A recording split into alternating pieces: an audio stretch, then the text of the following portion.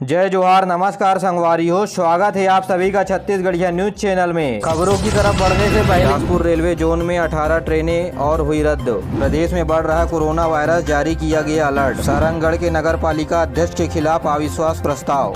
प्रदेश के 19 जिलों में 37 IAS अधिकारियों का किया गया तबादला। आइए जानते हैं अब खबर विस्तार से। त्रिस्तरीय पंचायत उपचुनाव के तहत राज्य के जिलों में जनपद सदस्य के 3, सरपंच के 62 और पंच के 52 पदों के लिए चुनाव कराए गए। राजनांदगांव जिले में भी सरपंच के 10 और पंच के 3 पदों के लिए मतदान किया गया। उप जिला निर्वाचन अधिकारी खेमलाल वर्मा ने बताया कि जिले में सरपंच के 10 और पंच के 58 पद खाली हुए थे, जिसमें से 53 पंच निर्विरोध निर्वाचित हो गए हैं। वहीं शेष पदों के लिए बीते दिनों मतदान किया गया और निर्वाचन अधिकारी ने बताया कि उपचुनाव के परिणाम की घोषणा 30 जून को होगी। मतदान सुबह 7 बजे से लेकर दोपहर 3 बजे तक हुआ। इस दौरान मतदाता कतारों में लगकर अपने पारी का इंतजार करते हुए दिखाई दिए और मतदान के लिए 255 केंद्र बनाए गए थे। महासमुंद के नगर पालिका सरायपाली में 10 पार्षदों ने अध्यक्ष के खिलाफ अविश्वास प्रस्ताव लाने को कहा है। इसके लिए जिला निर्वाचन अधिकारी को अविश्वास का प्रस्ताव भी सौंपा है। कलेक्टर और जिला निर्वाचन अधिकारी नीलेश सिसेना ने बताया, भाजपा पार्षदों ने अविश्वास का प्रस्ताव दिया है। इस आवेदन में कहा गया है कि अमृतलाल पटेल नगर पालिका अध्यक्ष अपने कर्तव्य और दायित्वों का निर्वहन नहीं कर रहे हैं। साथ ही इनके द्वारा परिषद की बैठक सही समय पर आहूत नहीं कराने से विकास की दर धीमी, पेंशन योजना, जाति प्रमाण पत्र उद्घाटन और नामांतरण कामों में देरी हो रही है। गौरतलब है कि 15 पार्षद वाले नगर पालिका क्षेत्र में 9 बीजेपी, 3 कांग्रेस, 3 निर्दलीय पार्षद निर्वाचित हुए थे। यहाँ भाजपा के 8 पार्षदों ने मिलकर अपना अध्यक्ष बनाया था।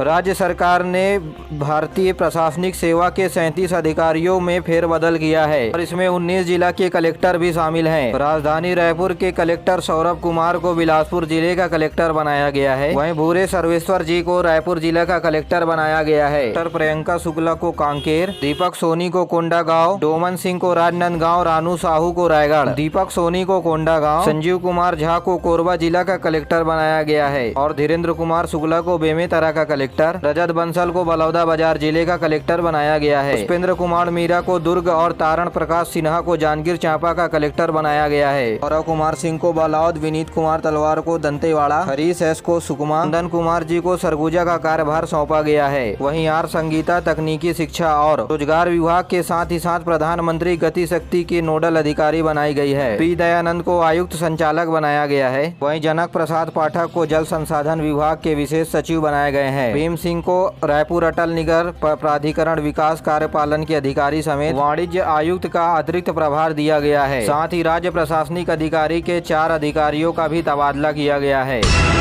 मुख्यमंत्री भूपेश बघेल ने पाटन स्थित सिकोला में हाईटेक नर्सरी का उद्घाटन किया। 3 करोड़ 80 लाख रुपए की लागत से बने नेचुरल वेंटिलेटेड पार्क में जहां पौधे 5 गुना वृद्धि से लेकर 50 गुना वृद्धि कर सकेंगे। मुख्यमंत्री भूपेश बघेल ने कहा कि हाईटेक नर्सरी के माध्यम से बड़े पैमाने पर पौधे उगाए जा सकेंगे। इससे पौधारोपण की दिशा में बढ़ावा मिलेगा और तेजी से हरियाली प्रसार की ओर काम किया जा सकेगा। स्टोरेज जोन, सिंचाई क्षेत्र और फॉरेस्ट गार्ड टर्नल एडमिन लॉक सपोर्ट ब्लॉक का भी निर्माण किया गया है। यहाँ 50,000 पौधों को तैयार करने का भी काम शुरू हो गया है। कुल मिलाकर के 37 IAS अधिकारियों का तबादला किया गया है।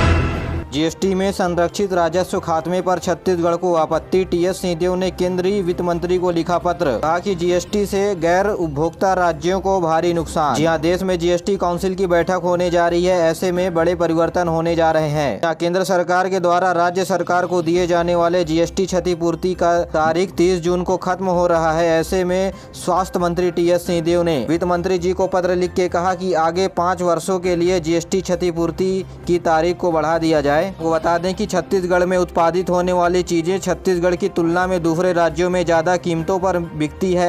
ऐसे में दूसरे राज्यों को जीएसटी में ज्यादा लाभ मिलता है और उत्पादित करने वाले राज्यों को जीएसटी घाटा लगता है। इसी घाटे को देखकर केंद्र सरकार जीएसटी क्षतिपूर्ति देती है। वो बता दें कि इसी कारण छत्तीसगढ़ को साल 2021-22 में 4127 करोड़ रुपए का घाटा हुआ है। यह घाटा केंद्र सरकार की ओर से जीएसटी क्षतिपूर्ति के रूप में दिया जाता है। अगर आंकड़े पर नजर डालें तो जीएसटी से पहले राज्य सरकार लोहा और स्टील से 1600 करोड़ रुपए कमाती थी, लेकिन अब जीएसटी आने पर 350 करोड़ रुपए ही कमा रही है। राज्य सरकार को कोयला में 200 करोड़, तेंदुपत्ता में 10 करोड़, एल्युमिनियम में 5 करोड़, मदिराना में 25 करोड़, टिम्बर में 20 करोड़ और खाद्य तेल में 12 करोड़, तो वहीं ट्रैक्टर में 12 करोड़ रुपए जीएसटी के रूप में केंद्र सरकार की ओर से राज्य सरकार को मिलता है। इसमें राज्य सरकार को 1250 करोड़ रुपए का नुकसान लोहा और स्टील के क्षेत्र में होता है। कोयला में 600 करोड़ रुपए, तो धान में 590 करोड़ रुपए, तेंदुपत्ता में 100 करोड़ रुपए, तेल में 43 करोड़ रुपए का नुकसान होता है। इसी नुकसान को केंद्र सरकार जीएसटी क्षतिपूर्ति के रूप में राज्य सरकार को देती है। जीएसटी लागू होने के 5 वर्ष बाद अब जीएसटी काउंसिल की बैठक होने जा रही है, जहां जीएसटी क्षतिपूर्ति को केंद्र सरकार देना नहीं चाहती।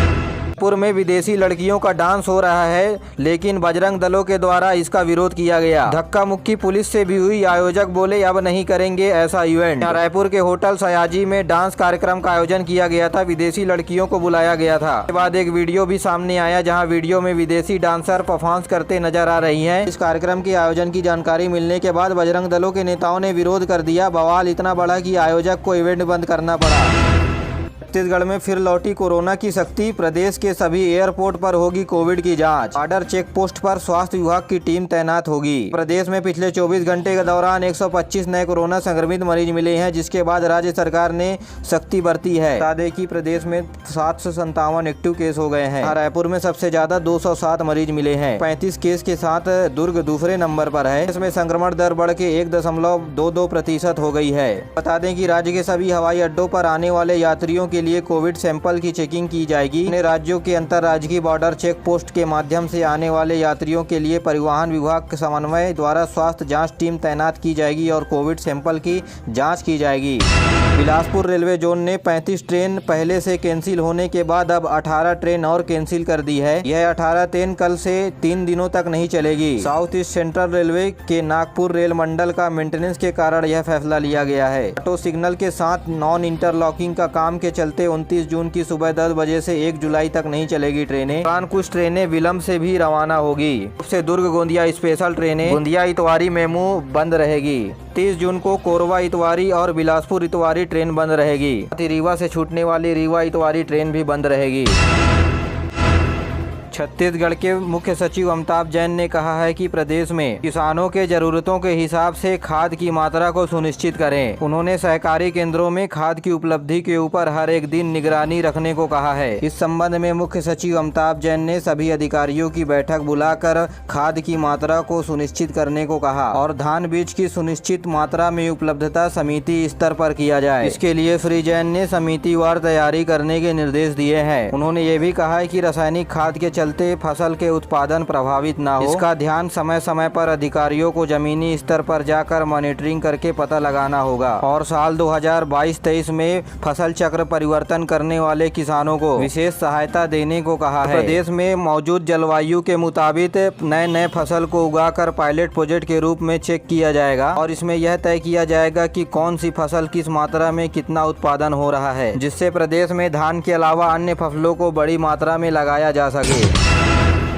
छत्तीसगढ़ कर्मचारी फेडरेशन ने केंद्र सरकार के द्वारा कर्मचारियों को दी जाने वाली 34% महंगाई भत्ता समेत अन्य मामलों को लेकर एक दिवसीय 29 जून को प्रदेश व्यापी आंदोलन करने को कहा है। इस आंदोलन में बड़ी संख्या में सरकारी कर्मचारियों की इकट्ठा होने की संभावना है। फेडरेशन के प्रमुख ने कहा कि केंद्र सरकार के 34% महंगाई भत्ता की तुलना में राज्य सरकार के द्वारा 12% कम महंगाई भत्ता दिया जा रहा है। साथ ही 7वां वेतनमान के मुताबिक गृह भत्ता देने की भी मांग की है। प्रदेश में आज 24 घंटे के दौरान बहुत से जगहों पर गरज चमक के साथ बिजली गिरने और छींटे पड़ने की भी संभावनाएं हैं। वहीं 1-2 जगहों पर गाज गिरने की भी संभावनाएं जताई गई है। प्रदेश में कम दबाव का क्षेत्र पश्चिम बंगाल से लेकर राजस्थान तक बना हुआ है, जिसके प्रभाव से प्रदेश के कई जगहों पर बारिश होने की संभावनाएं बताई गई है। छत्तीसगढ़ लोक सेवा आयोग की तरफ से खनिज अधिकारी सहायक सार्वभौमिक उप पुलिस अधीक्षक रेट की परीक्षा 30 जून को रखा गया है। यह परीक्षा 2 पालियों में आयोजित कराई जाएगी। यह परीक्षा रायपुर में तय किए गए 4 परीक्षा केंद्रों में होगी। मुंगेली में भारतीय जनता पार्टी के द्वारा नसबंदी कराने वाली महिला और उनके परिवार को सम्मानित किया गया। सरायपाली नगर पालिका अध्यक्ष अमृत पटेल के खिलाफ 10 पार्षदों ने निर्वाचन आयोग को अविश्वास प्रस्ताव रखने को कहा है। स्व सहायता समूह के माध्यम से महिलाओं को सशक्त बनाने के लिए कोरबा में भी सी मार्ट खोला गया है। राजस्व मंत्री जयसिंह अग्रवाल ने कोरबा में सी मार्ट का उद्घाटन किया। सी मार्ट में महिलाओं के द्वारा बनाए जाने वाले हर्बल प्रोडक्ट, बस्तर आर्ट और कोरबा के कोसा साड़ी तथा विशेष खाद्य पैकेज बनाकर बिक्री की जा रही है। इस मौके पर राजस्व मंत्री ने बताया कि सी मार्ट छत्तीसगढ़ की महत्वाकांक्षी योजनाओं में से एक है। इसमें एक ही छत के नीचे महिला समूहों के द्वारा तैयार किए गए सामान के साथ ही महिलाओं को सीधे रोजगार की दिशा में जोड़ने के लिए काम किया जा रहा है। आज के लिए बस इतना ही। वीडियो पसंद आए तो वीडियो को लाइक करें, चैनल को सब्सक्राइब करें और अपने दोस्तों के साथ जरूर शेयर करिए। दीजिए मुझे इजाज़त, मिलते अगले वीडियो में। तब तक के लिए जय हिंद, जय छत्तीसगढ़।